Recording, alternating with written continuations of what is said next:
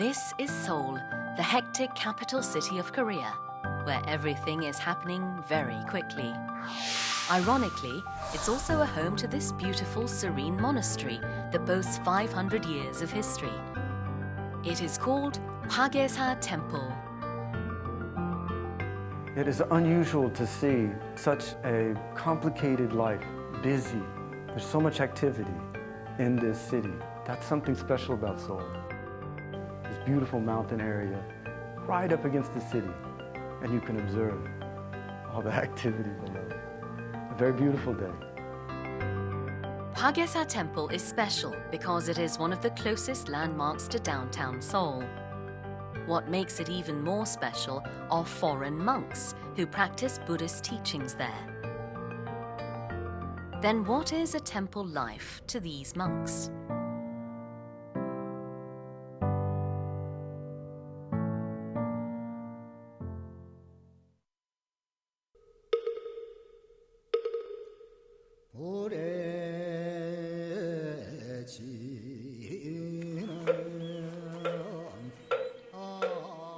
A day in the temple starts at 4 a.m. in the morning with the clear, rhythmic sound of moktak, or a hollow wooden bell accompanied by chanting. This early morning ritual is called 도량석, which is a chanting ceremony to purify and awaken the temple compound before 예불, or ceremonial morning service.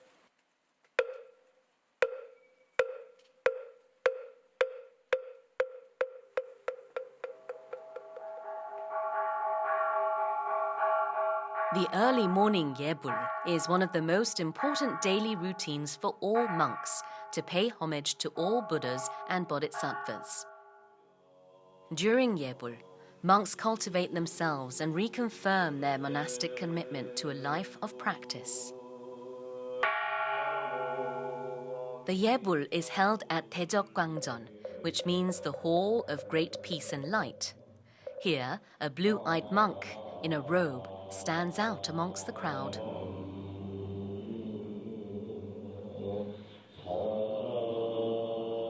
My name's Wanil. I'm from America. I came here first 1997 with Seung Sansanim. He asked me to come here and training in the Chogyejong.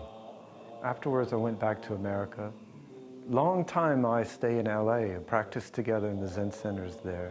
And now I just returning 2012, start again, training in the Chogyej order. I feel kind of my second home here. It was late Master Sungsan who brought monk Wanil to Korea. To foreign monks like him, late Master Sungsan was a great teacher. The Hwagyesa Seoul International Zen Center is one of the Zen Buddhist monasteries founded by late Master Sungsan.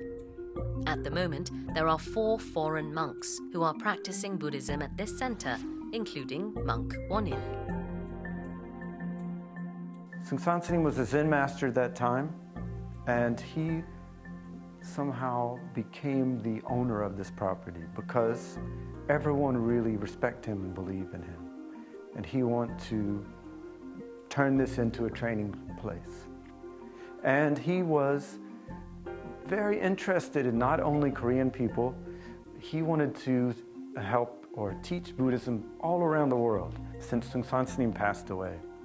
But it still has a very strong connection to his teaching line, so we are part of this Zen Center here. We have our own Zen Center, but together with the Korean order. But Hwagyesa, especially for those of us from the older days with Seung Sansanim, is still our home.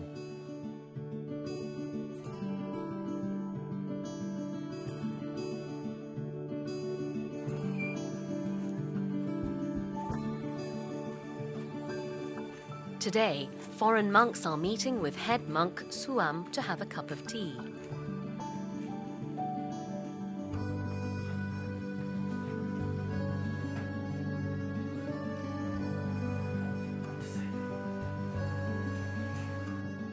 To monks, Tado, or the Korean tea ceremony, is part of practice.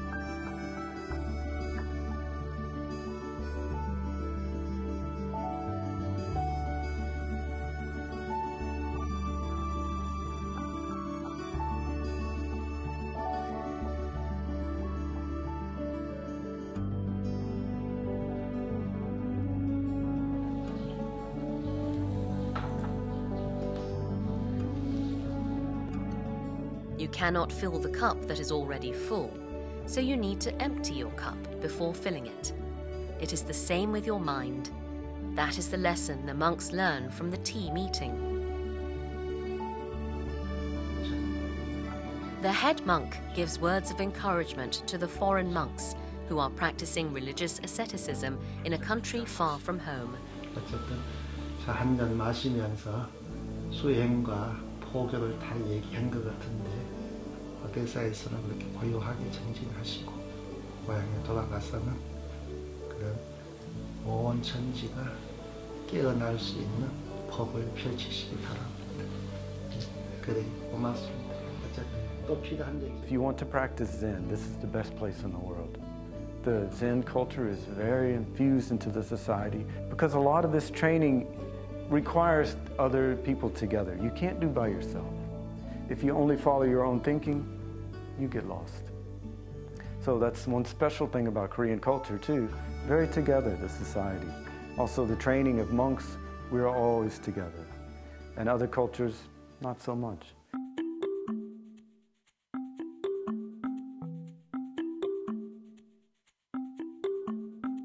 The foreign monks are leading their life as religious practitioners, following the principles of slow living suggested by the Korean Buddhism. Kongyang, or a meal, is one example of slow living. The temple food is very simple, consisting of greens including kimchi or spicy pickled cabbage.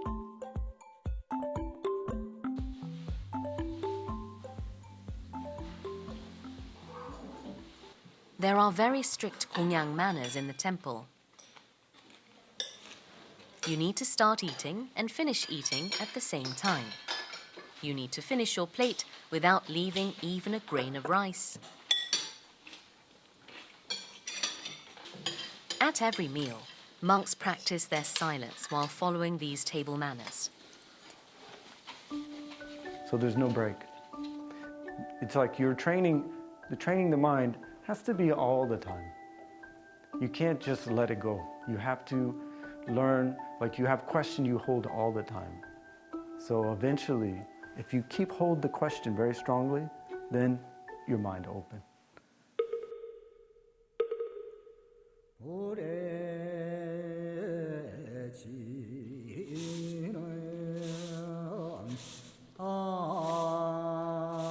Ango is a meditation retreat that monks take twice a year, in summer and winter, each for 3 months. So what have the monks been doing since the end of the winter Ango at early February this year?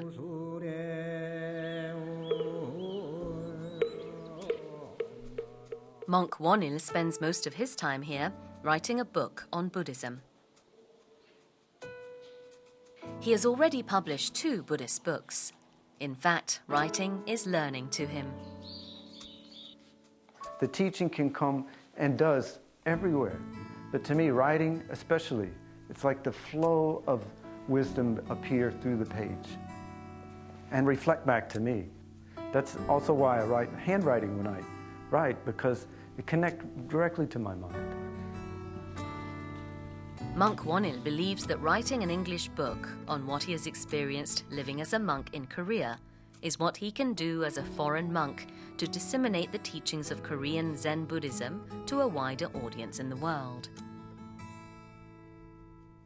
Or to try to record, like a documentary, of all of these experiences that I'm going through. Because I've been on this path more than 30 years, I've done many, many long retreats and lived as a sanim and as a layperson.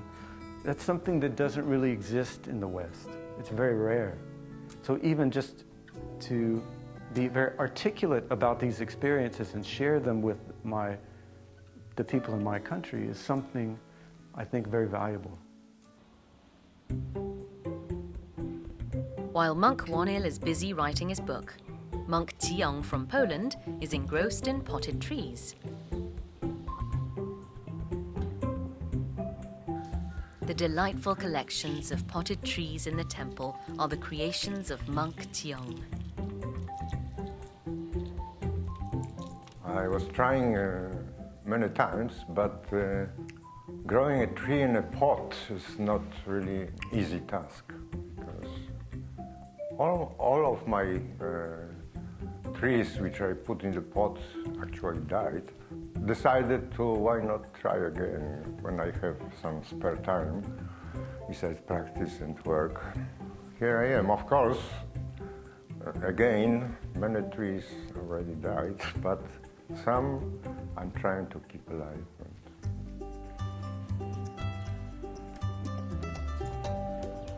Monk Jiong is a beginner in tree potting, but you can see how much he loves his trees. By cherishing all life, even one clump of grass and one bloom of flower, he is practicing Buddhist teachings in his own way. The reason I am interested in this, I always admired trees in nature, big trees, and, but also sometimes at one moment I saw the tree in a pot, small but looked like old, and it struck me its beauty. So I'm trying to, I'm just getting started actually in this enterprise, and well, I enjoy it. An air of excitement fills the otherwise quiet temple. Have your leaves all turned to brown?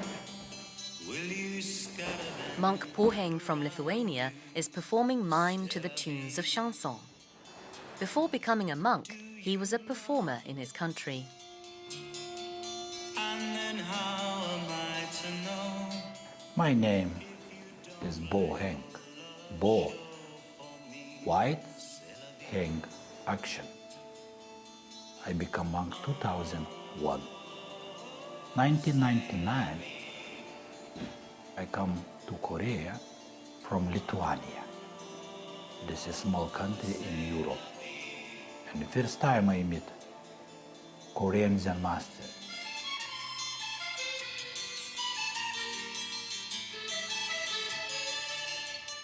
Monk Poheng performs mime with the belief that it is a way to express Zen Buddhism with his body. To him, it is part of his practice. That is why he makes sure that he wears his robe and does not wear any makeup during his mime shows. Celery, this French name, just life. And during 5 minutes, we can show how people born, become older, have children, family, after children left, and we stay alone, become old, little bit sick, and die. During 5 minutes. And my pantomime, exactly, very concentrate, and people sometimes quiet. I'm very surprised. And ask again, please play, Bo Heng, please play this part. Okay, my job, just help people. If people like, why not? This is kind of teaching. And also to me is good. It's not easy.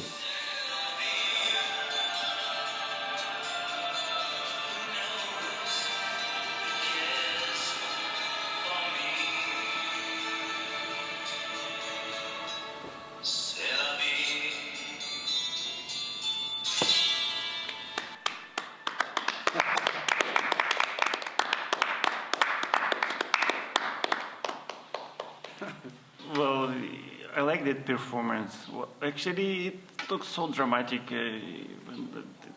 I'm close to cry because, well, if the people, most people live in this, that only thing, and never think about there's some ideas behind what this all for. In a core, it's a Buddhist teaching about the suffering of humanity that's inescapable for all of us. And that's what we try to do as Sanim, is to teach and ourselves to attain liberation from that suffering. So in it, there's a core of Buddhism that I really admire and appreciate in him. The day is getting dark outside. When the great bell is rung to tell it is time for the evening Yebul, the day is getting to a close in the temple.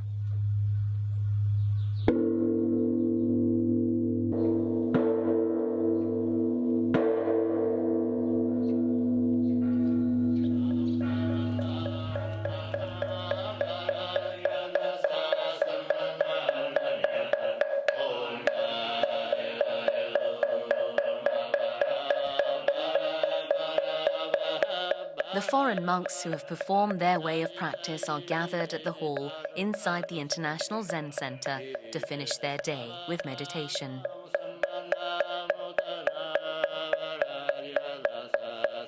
Meditation is central to Buddhist practice.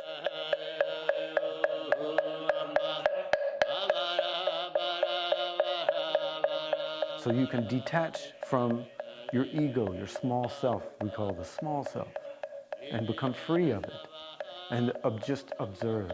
By observing, you become wise.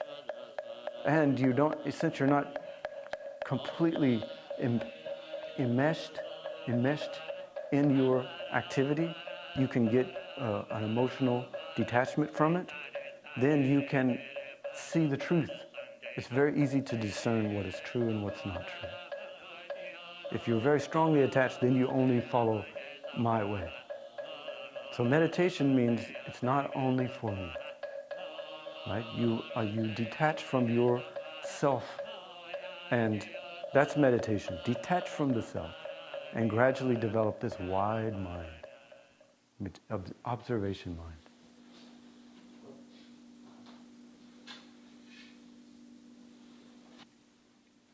To those who wish to find their true self and forget everyday sufferings, Monk Wonil says slowing down is the answer. Remove from society. So we have no real tension like normal people do. So I notice sometimes people come here, they are surprised because it doesn't seem to be the city anymore. It's so peaceful and slow. We have a slow life. But that's the requirement to, if you want to learn meditation, if you want to really develop a strong center, then you have to slow down. So this is our environment here, this beautiful mountain and this temple Hwagyesa. Help us to slow down. It really helps a lot. The night has come, but the monks are still deep in their meditation to look inside and find the true self.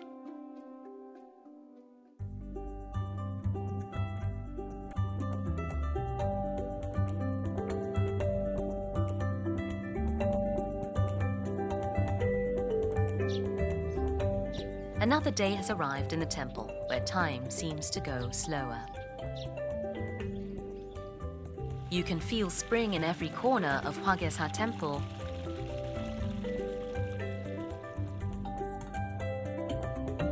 It has been months since the monks have gone out last time, since they are not allowed to go outside during the winter Angor.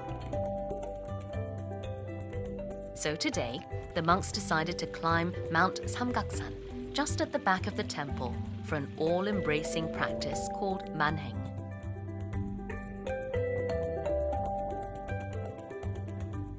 Manheng is not a break. Rather, it is a continuation of practice to the monks. Whenever the time allows, they go up the mountain and seek enlightenment from nature.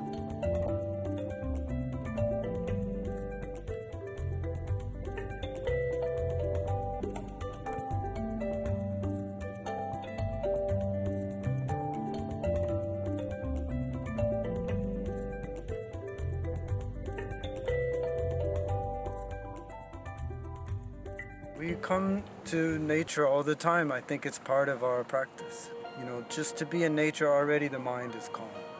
Like natural meditation. We connect to nature, truth, everywhere truth, very clear. There's nothing else, nothing fake here. Everything natural, perfect, just as it is. Very good teacher. You're walking, you have no thinking mind. Very good. Sometimes better for meditation. This mind and nature help you understood yourself. You become one with walking.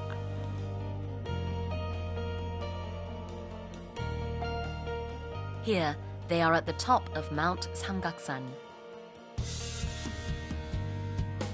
The monks go into meditation at the mountain top, where the line between a city life and a temple life seems all too clear.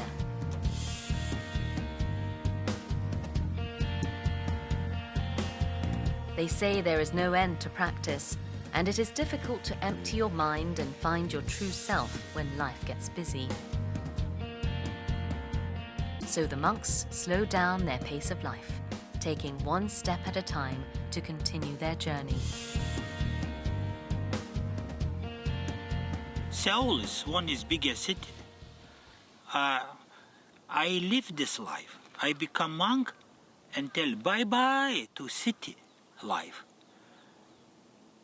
And I decide do my different way, not like normal people. Why? Because when I see this city, I can see suffering. I'm practicing Hwadu.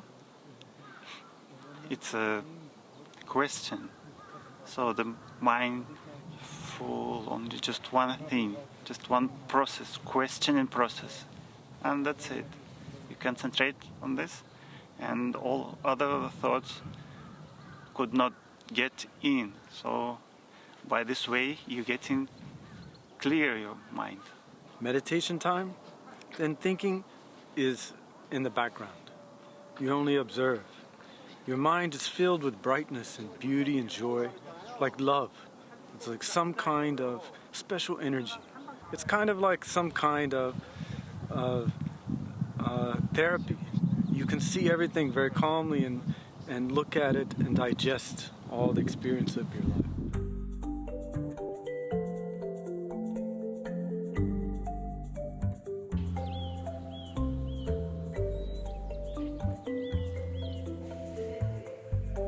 The foreign monks came together to make lotus lanterns in preparation for Buddha's birthday. You first choose the color,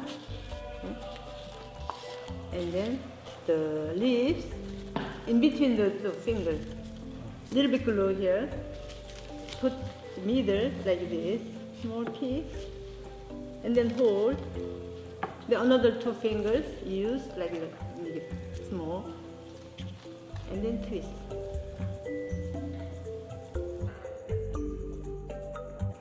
They say the virtue of making lotus lanterns is as great as the virtue of hanging up and lighting them.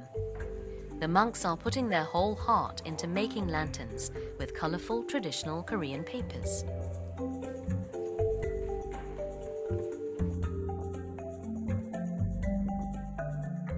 It reminds me when we were training together before, when we were making this kind of big ones. But at that time, I was a Hingjani here, and we have many work. So together, when we could be together with the monks and work on this together and with everybody, was really wonderful. Kind of a break for us. And also, that time, many Bosanim were together with us. The lotus lanterns symbolize the eternally shining light of wisdom. By hanging up the lanterns, the monks reaffirm their commitment to a lifelong journey for enlightenment as a religious practitioner. To slow down is the technique, the process of understanding, of being wise. So that's integral to our life. But it doesn't mean that we're not connected to society or that we don't feel suffering from the world. You have to not just follow your own desire and running. Just stop. Yeah. So that's part of the life. But yeah, slow. Slow's good. The temple life is a prime example of slow living. By slowing down, the monks are seeking enlightenment in life. Their way of living slow gives an important lesson to all of us.